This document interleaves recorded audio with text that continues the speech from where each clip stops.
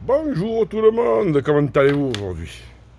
Eh ben aujourd'hui, moi, ça va comme tous les jours, il fait beau, il fait un peu frais, mais c'est quand même que du bonheur. Et on est vraiment bien ici, franchement, on est bien. Alors vous allez dire, pourquoi il fait une vidéo? Est-ce qu'il va faire un coup de gueule? Est-ce qu'il va faire, je sais pas, hein. Eh ben non, enfin oui, un peu coup de gueule, mais pas trop, tu vois. Je ferai un coup de gueule un peu plus tard, peut-être. On verra comment ça va se passer. Donc, donc aujourd'hui, moi, je suis de bonne humeur. Vous voyez, ce matin, j'étais faire les courses avec ma fille. Et, euh, et forcément, comme il prépare la foire au vin, il y avait du vin. Et j'ai craqué. J'ai craqué. J'ai acheté un peu de brouillis, un peu de morgon et de côtes de nuit. Que des bonnes choses qui font papiller le cerveau. Et le cerveau, ton cerveau, quand il prend ça, il se sent bien, quoi. À consommer avec modération, évidemment. Donc, alors forcément, ça ne plaît pas à tout le monde. Hein, et s'il y en a qui n'aiment pas trop le vin. Alors, par contre, tu dépenses plus que tu devrais. Mais c'est pas grave. C'est ça la vie. Consommer un peu plus que ce que tu dois. Comme ça, tu vis tranquillement et tu es bien. Tu es bien, tu es bien, tu es bien. Voilà. Alors, ben, quand j'ai acheté ça, j'ai dit, il faut que je cuisine quelque chose qui va avec. Je me suis dit, qu'est-ce qui va. J'ai envie d'un petit bouilli aujourd'hui. Et donc, j'ai acheté des légumes à pot-au-feu. Je vais faire un pot-au-feu. Voilà, à ma façon, tu vois, avec un tout petit peu d'épices pour relever un peu le tout. Et je crois que ça va être pas mal du tout, cette histoire. Voilà. Et ouais. Puis j'étais content, j'ai passé une bonne journée hier. J'ai revu des copains de l'ancien bar où j'avais, qui font des kilomètres pour venir me voir. Ils sont venus me voir en me disant, écoute, avec tout le monde, les jeunes du village, on voudrait que tu reviennes. C'est gentil quand même, hein. Tu vois, ça c'est le truc.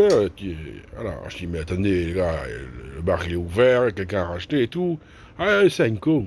Je dis, oui, c'est peut-être un con, mais moi aussi je suis con. Donc il n'y a pas de problème. Hein. Ici, le con, il n'y a pas. Ouais, mais avec toi, on me faisait la fête. Avec toi, t'étais plus qu'un bar, t'étais un ami. Ouais, c'est comme ça que je veux vivre mon bar, moi. Donc ça me pose pas de problème de vivre comme ça, tu vois. Et c'est. Voilà. Tu aimes pas ma façon de faire, tu aimes pas ma façon de faire, mais. Après, voilà, c'est. Je vis comme j'ai envie de vivre, c'est pour ça que je fais ce métier. Voilà, pour la convivialité, pour être bien, quand les gens ils arrivent, tout le monde se met à la même table. C'est ça l'important, c'est pas. Ils me disent l'autre là-bas, il est là, il aime le pognon. Il aime le pognon, c'est normal qu'il aime le pognon. Moi aussi, j'ai des confrères ici, ils aiment plus l'argent que la convivialité. Mais je les comprends, ils ont des crédits sur le dos, ils ont un mode de fonctionnement qui n'est pas le mien. Non, il faut le dire, moi je suis un peu marginal. Si, c'est vrai. Non, non, mais je l'avoue, je l'avoue. Non, mais non, ça ne me pose pas de problème. Mais moi j'ai un avantage, c'est que je suis chez moi, je dois rien à personne. Et voilà, j'ai pas de crédit, j'ai pas de charges spéciales à cause des conneries. Je vis chichement, mais parce que c'est un choix, tu vois. J'ai pas envie de me faire chier au boulot et de pas vivre. Je préfère vivre et que mon travail me permette de vivre comme j'ai envie de vivre. Alors c'est vrai, je pourrais travailler 10 fois plus, rouler un Porsche, un Ferrari, me mettre une plume dans le cul, mais ça me sert à rien, hein, tu vois, voilà. Non, ça sert à rien. Moi, je préfère vivre comme je le fais. La moitié des clients, si ce n'est plus, c'est vraiment des copains. Comme c'était le cas là-bas. Mais ça fait plaisir que des gars viennent te dire, écoute gars, reviens, reviens. Je lui dis, non, je ne reviendrai pas. Ici, je suis chez moi. Maintenant, je suis chez moi. Enfin, c'est chez moi, attention, hein. Je dis pas que je finirai ma vie ici. Mais je veux pas investir. J'ai pas envie de vendre ici et de prendre un crédit pour reprendre quelque chose. Si je reprends un crédit, je serai pas chez moi, je serai chez la banque. J'aime pas les banques. Non, je les aime pas.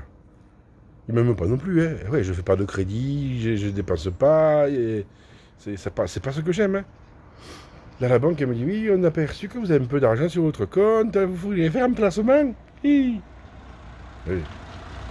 Quand j'ai eu des problèmes, ils m'ont foutu des agios à fond, hein, ces enculés. Ils m'ont pas aidé. Et maintenant, il faut que je place chez eux. Je lui dis, c'est ce que je lui ai dit à la dame. Quand j'ai eu des problèmes financiers, vous m'avez enterré. Vous avez essayé de m'enterrer. Vous n'avez pas réussi. Et maintenant, tu me demandes de placer l'argent chez toi. Tu es con ou quoi? Non mais c'est vrai. On a une banque, parce qu'on est obligé d'avoir une banque. Hein. Mais si sincèrement, c'est pas intéressant une banque. Ils te prennent du pognon. T'as de l'argent, ils te prennent de l'argent. T'as pas d'argent, ils te prennent de l'argent. Si on n'était pas obligé de les avoir, on les prendrait tous, les banquiers. Ah si, tous. Ah non, non, mais pas de pitié avec les banquiers. Hein. Ah non, non, non. Non, ils sont là pour nous voler. Enfin, c'est pas ceux qui travaillent, hein, c'est leur patron, mais ceux qui travaillent pour eux sont complices, il faut qu'ils le sachent quand même. Hein. Eh oui, mais ils ont besoin de vivre. Eh. Alors pour vivre eux, ils t'enterrent toi. Drôle de façon de concevoir la vie, sincèrement. Sincèrement. Non, moi j'ai vu plein de choses marrantes. Plein. C'est pas... Hier j'ai vu sur Combini, je sais pas si vous suivez Combini News, un mec qui disait en 2050 on vivra différemment, patati patata. Et en fait il te racontait la vie du XVIIe siècle quoi. Voilà. Et il s'en est pas aperçu. Hein. Le mec il t'invente un système qui a existé. Tu vas voir que bientôt ils vont réinventer la roue. Si si. Voilà.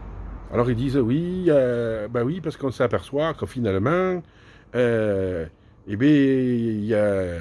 Si on ne se sert plus des centrales nucléaires, si on ne se sert plus des centrales à charbon, si on ne se sert plus du pétrole, eh ben on n'aura jamais assez d'énergie pour vivre, normalement. Mais il dit c'est pas grave parce que la population sera divisée par deux. Moi je veux bien ce genre de personnes, tu vois. Déjà ils t'annoncent que tu as la moitié de la population qui va mourir. Et comme au XVIIe siècle. Mais en même temps, au XVIIe siècle, on se rapproche. Hein. Ah bah si, franchement. Mais regardez le petit Manu là, le pervers. Le pervers là. Sincèrement, le petit Manu, tu lui mets une perruque, une fausse mouche, un grand manteau jupe et des chaussures à talons, tu l'envoies au bois debout. Non, mais c'est pas ça que je voulais dire. Et ça fait un petit prince, hein. D'ailleurs, il se prend pour un prince. Hein. Et oui. Mais c'est qui va là? La réforme de la retraite, où là tu bosses jusqu'à 67 ans, avec de la chance, tu vis jusqu'à 66. Pas de problème de retraite, t'es mort avant. Et là, la ministre de la Santé, j'adore. Parce que je sais pas si vous avez lu les 12 propositions. Sur les 12 propositions, il n'y en a aucune qui te dit qu'il faut plus de médecins. Aucune. On va demander des centres d'appel pour te soigner aux urgences. C'est un truc de fou. Tu vas tomber à Bamako, à Ho Chi Minh Ville, sur des plateformes téléphoniques de jeunes super compétents, hein, mais pas en médecine. Hein. Et là, hein. Ah, dis donc, tu as mal où, toi? Tu as mal là? Oui, oui, oui. Eh ben, va chercher la machette. Et tu vas appeler le numéro de mon cousin.